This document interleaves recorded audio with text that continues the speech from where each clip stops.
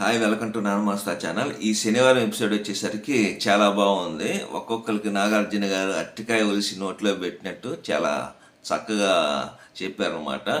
Already 4th weeks అయిపోయినాయి. ఈ 4th వీక్స్లో ఎవరి పర్ఫార్మెన్స్ ఎలా ఉంది అనేది చెప్పడానికి ఇక్కడ స్టార్స్ ఇవ్వటం అయితే జరిగింది వాళ్ళ ఆట తీరును బట్టి. అయితే గోల్డ్ స్టార్ అయితే ఇక్కడ నేను తమ్నైల్ పెట్టిన విధంగా ఇక్కడ బంగారు కొండ అని పెట్టాను చూసారా. గోల్డ్ స్టార్ ఇమానియల్ గారికి అయితే ఇవ్వటం జరిగింది. ఈ ఇమానియల్ గారికి ఎందుకు ఇచ్చారు అంటే ఆయన ఎంటర్టైన్మెంట్ బాగా చేస్తారని ప్రతి ఒక్కరికి తెలుసు. కానీ టాస్క్లు ఆ విధంగా ఆడతారని బిగ్ బాస్లోకి వచ్చిన తర్వాతే అందరికీ తెలిసింది అనమాట. ఇక్కడ కళ్యాణ్ కావచ్చు, హరీష్ గారు కావచ్చు, వాళ్ళ పర్సనాలిటీలు ఎలా ఉంటాయి అంటే టాస్కులు వస్తే అసలు కుమ్మేద్దాం అన్నట్టు ఉంటారు వాళ్ళు చూడటానికి. కానీ ఇమానియల్ గారిని చూస్తే మనకి టాస్కులు అంతగా ఆడతారా అన్నట్టు ఉంటుంది ఆయన్ని చూస్తే, ఆయన పర్సనాలిటీని బట్టి. కానీ ఆయన పర్సనాలిటీ మించి టాస్కులు ఎరగదీసేసారు అన్నమాట.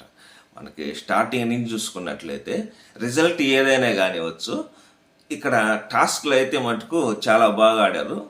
అలాగే అందరితో కలవిడిగా ఉండటం, అందరి ప్రాబ్లమ్స్ వినటం, సపోర్ట్గా ఉండటం, ఇట్లా చేయటం ద్వారా ఆయనకి గోల్డ్ స్టార్ అయితే ఇచ్చా అని చెప్పి నాగార్జున గారు చెప్పడం జరిగింది.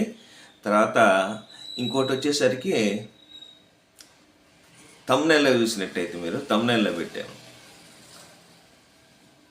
బ్లాక్ స్టార్ ఇచ్చారు ఫ్లోరా గారికి అలాగే హరీష్ గారికి ఇద్దరికి బ్లాక్ స్టార్ ఇచ్చారన్నమాట. ఈ బ్లాక్ స్టార్ ఎందుకు ఇచ్చారు అంటే వాళ్ళ ఆట తీరుని బట్టి 4 వీక్స్ అయిపోయినాయి. ఈ 4 వీక్స్లో హరీష్ గారు యాక్చువల్గా అగ్ని పరీక్ష నుంచి రావటం జరిగింది కదా. ఈ అగ్ని పరీక్షలో ఆయన హరీష్ గారు చూపించిన ఆ ఆట తీరును చూసి అందరూ అబ్బా అనుకున్నారు. ఆయన స్టార్టింగే ఇంట్రడక్షన్లోనే మాస్క్ పెట్టుకొని వచ్చారు. ఆ మాస్క్ పెట్టుకొని వచ్చి చూసిన తర్వాత ఎవరో ఇతను అనుకునే కాడి నుంచి ఇతను కదా మనకి బిగ్ బాస్లోకి రావాల్సిందే అనే స్థాయికి ఎదిగారు అగ్ని పరీక్ష ద్వారా. అయితే అదే ఆట ఇక్కడ బిగ్ బాస్లోకి వచ్చేసరికి లేదనమాట. ఈ బిగ్ బాస్లోకి వచ్చేసరికి మాటలు ఏ అయితే ఉన్నాయో అవి తొక్కటాల్లాగా అవతల వాళ్ళ మీదకి విసిరటం అయితే బాగానే ఉంది, అంతా బాగానే ఉంది. ఆట దగ్గరికి వచ్చేసరికి లేదు. ఫస్ట్ నుంచి చూసుకున్నట్లయితే మీరు ఎంటర్టైన్మెంట్ మిస్ అయిందని నాగార్జున గారు చెప్తానే ఉన్నారు, 2nd వీక్ నుంచి చెప్తానే ఉన్నారు. కానీ ఆయన ఆ ఎంటర్టైన్మెంట్ కూడా పక్కన పెట్టేసి ఏదైతే ఛాన్స్ దొరికితే అందరికీ ఇచ్చి పడేస్తున్నారు అనమాట. అది తప్పైనా కావచ్చు, ఒప్పైనా కావచ్చు, అందరికీ ఇచ్చి పడేస్తూ ఉన్నారు. కానీ ఆట తీరైతే సరిగ్గా అయితే కనిపించలే. అయితే ఈ వీక్లో అతనికి ఆరోగ్యం సహకరించకపోవటం వల్ల అది ఆయనే చెప్పాడు, సరిగ్గా ఆడలేకపోయారు. అది హరీష్ గారు ఒప్పుకున్నారనమాట. ఆ విధంగా ఆయనకు కూడా బ్లాక్ స్టార్ ఇవ్వటం జరిగింది. ఇక ఫ్లోరా గారికి వచ్చేసరికి ఫ్లోరా గారికి ఎందుకు ఇచ్చారనేది ఇక్కడ హరీష్ గారన్నా ఏదో అవతలని తిట్టడం లేకపోతే ఏదైనా కానీ సందర్భాన్ని బట్టి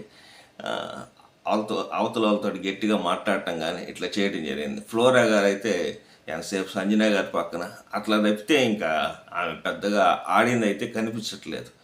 ఒక షాడో లాగా నాగార్జున గారు చెప్పినట్టు అవతల వాళ్ళకి షాడో లాగా కనిపిస్తున్నావు, కానీ నీ వరకు చూస్తే నువ్వు ఆట అయితే ఏమి ఆడలేదని చెప్పి ఆమెకు కూడా బ్లాక్ స్టార్ ఇచ్చారు. ఇక్కడ ఇప్పుడు దాకా బ్లాక్ స్టార్లు వీళ్ళిద్దరికే, హరీష్ గారికి ఫ్లోరా గారికి ఇద్దరికే.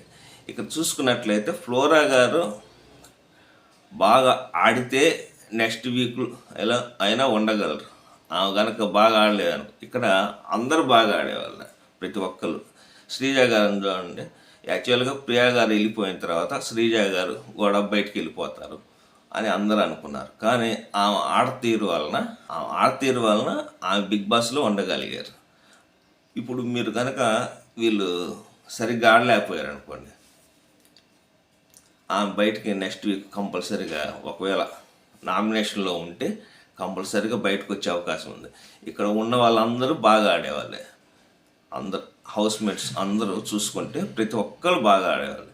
ఇక్కడ కంటెంట్ ఏం ఉండట్లేదు ఈ వలన అసలు ప్రయోజనం కూడా లేదని ఇక్కడ ఓట్ల రూపంలోనే చెప్పడం జరిగింది. ఆ హౌస్ మేట్స్ ఎవరు ఉండటం వేస్ట్ అనుకుంటున్నారు హౌస్లో అని చెప్పి, ఎవరు వాళ్ళ వల్ల ఇంపాక్ట్ ఉండట్లేదని చెప్పి నాగార్జున గారు అడగటం వల్ల దాదాపు హౌస్లో ఎక్కువ శాతం ఆమెకే అట్లా ఓట్లు వేసానమాట. ఏం వల్ల పెద్ద ఇంపాక్ట్ ఏం లేదు, ఏమో వెళ్ళిపోయినా కానీ ఇబ్బంది లేదు ఎవరికి అన్నట్టు చెప్పటం జరిగింది. దానివల్ల ఆమె కనుక ఆడతీరు కనుక మార్చుకోకపోతే నెక్స్ట్ వీక్ ఒకవేళ నామినేషన్లో ఉంటే ఆల్రెడీ నామినేషన్లో దాదాపు 2 వీక్స్ కంటిన్యూగా నామినేషన్లో ఉంటారని చెప్పి నాగార్జున గారు చెప్పడం జరిగింది. ఆట తీరు మనకు మార్చుకొని ఆట బాగా ఆడగలిగితే ఆమె ఉండగలుగుతారు, లేకపోతే నెక్స్ట్ వీక్లో ఆమె తట్టాబుట్ట సర్దేయటం ఖాయం అనమాట. నెక్స్ట్ హరిత హరీష్ గారు ఆయన అగ్ని పరీక్షల్లో ఎంత బాగా ఆడి ఇక్కడికి వచ్చేసరికి తీరా చూస్తే ఒక పక్కన నాగార్జున గారు చెప్పినట్టు ఏదో ఒక పక్కన కూర్చోవటం, అంతేగాని ఆట అయితే బాగా ఆడాలి కదా. లాస్ట్ వీకే నాగార్జున గారు చెప్పారు, అందరి మనసు గెలుచుకో, అందరి ప్రేమను గెలుచుకో అని చెప్పారు. కానీ ఆయన ఏ కోశాను కూడా కొంచెం కూడా మార్చుకున్నట్టు ఏం లేదనమాట. దానికి తోడు ఆయన హెల్త్ కూడా బాగోలేదని చెప్పటం ఆయనకి కలిసి రాని అంశాలే అనమాట. అయితే తమ్నైల్ పెట్టినట్టు ఈ అంశాల వలన ఆయన ఈ వారం ఎలిమినేట్ అయిపోయారు అనమాట. మనకు వచ్చిన రిపోర్ట్ ప్రకారం. తర్వాత వచ్చేసరికి ఇంకొక టైటిల్ పెట్టి తదాస్తు అని. సంజన గారికి తదాస్తు అని ఎందుకన్నానంటే, ఆమె నాకు పెద్ద పెద్ద బోర్డు వద్దు బిగ్ బాస్, నాకు చిన్నది కావాలి అని చెప్పి ఆమె కోరుకున్నారు. అంటే దొంగలు ఉన్నారు జాగ్రత్త అని బోర్డు పెడతాను ఈసారి అట్లా చేస్తే అని లాస్ట్ వీక్ నాగార్జున గారు హెచ్చరించినా కానీ గుడ్లన్నీ ఆమె దొంగతనం చేసి ఆమె తినేశారు. అయితే ఆమె నాకు పెద్దదొద్దు, ఇంక చిన్నది ఇవ్వండి, అంత బోర్డు వద్దు అని చెప్పి చెప్పుకోవడం జరిగింది. దాన్ని బట్టే బిగ్ బాస్ కూడా తదాస్తు అన్నట్టున్నారు. ఆ చిన్న బోర్డు తీసుకొచ్చి ఆమె మెడలో వేశారన్నమాట, దొంగలు ఉన్నారు జాగ్రత్త అని. ఇట్లా ఈ వారం అయితే జరిగింది.